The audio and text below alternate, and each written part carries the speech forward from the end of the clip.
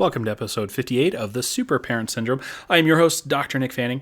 Today we're going to be talking about airplane masks and you. Sit back and relax. Parenting in the 21st century is ever evolving. And while you balance work, kids, and your sanity, it's easy to feel discouraged. Welcome to the Super Parent Syndrome with your host, Dr. Nick Fanning. I'm sure that if you have flown, you will know exactly what I'm talking about when I talk about this next subject. Sitting in the airplane, ready for it to take off, buckled up, everybody's seated, everybody's situated, and then the airline attendant starts on their spiel. Now, here's the thing. Another lesson another day is that we should not have those procedures in our own lives that nobody listens to and everybody just kind of, tunes out. But I want to impress upon you the importance of what they were talking about. So in the description, of course, they go through the seat belts and they go through the flotation devices, but the most important thing that they talk about is in case the airplane loses pressure from above, masks will drop out. Okay. Now, if you have small children, you are supposed to put your mask on first and then assist them with theirs. What is the lesson in all of this? Parents, in life, you need to put your mask on first before you assist your children with theirs. What am I talking about? I'm talking about your cup. If your cup is not full, there is no way you're going to fill another's cup. You'll be stressed, you'll be depressed, you'll be frazzled, and unfortunately, then we turn into grumpy mom and dad, okay? If we do not take care of ourselves, there will be no one there to take care of our children. Now, I'm not talking about sedating for hours or neglecting their needs. I'm talking on a regular basis, making sure that you do those things in your life and make them a priority to fill your cup first. Guilt-free, of course. Now, for some of those, you might think like, I would just love to watch TV all night. No. That's sedation. That is different. You are just turning your mind off and you are not doing anything productive to actually improve your life. What I am talking about is I'm talking about exercise. I'm talking about prayer, meditation. I'm talking about the food you eat. If it's a good food that's going to push you to be smarter, faster, stronger, more beautiful, or a food that's going to move you the opposite direction, fatter, dumber, stupider, uglier. Food will do one of two things. So it is your choice which one you want to do, okay? Also, in your marriage, are you going on date nights once a week? Non-negotiable. Okay, and some of you might say like, I can afford that. We'll trade with another couple. You watch their kids one night, they watch your kids and you watch their kids one night. Okay, so you trade back and forth. Totally free, totally doable. Kids take care of themselves because they're playing with each other. 2, if you can't, it doesn't have to be expensive. You can get a babysitter, and then you can just go for a drive. Just spending one-on-one time with it. You guys can go park in a parking lot and make out. Okay, that's pretty cheap. Careful because you don't want more kids. I'm sorry.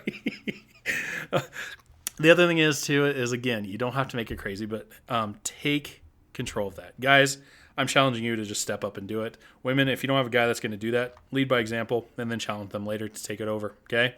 We should be treating you like queens, but at the same time, hey, equal opportunity, equal rights. You get started off right now, okay? If it is, also business and also your kids, we talk about marriage, but also what are you doing to just invest in your kids a little bit? And for some, it might just be leaving a note on the table or on the mirror or just texting them something, but just do something every day, just a little something every single day that knows that like, hey, I invested into them. It could be a affirmation that's super cheap and easy, okay? Spending 30 seconds saying, I love you. You are a good friend. I am proud of you. I love how hard you work, whatever it might be, okay?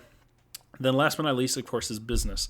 What are you doing to improve yourself and your, value in the world is the best way to describe it. What are you reading? What are you listening to? Obviously, you're listening to this podcast. That could be an easy check mark of saying like, yeah, today I improved a little bit because I listened to Dr. Nick. Huzzah! And then I'll leave him a review because I really appreciate it and I want to spread his message. That was a shameless self-promotion there.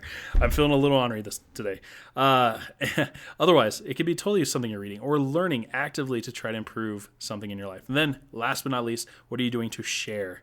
Because we don't learn, we need to share this. Now, those principles were taught to me. They are not my own, and they are from Garrett J. White and the Wake Up Warrior movement. I love that warrior movement. My life is so much better because of what I found there.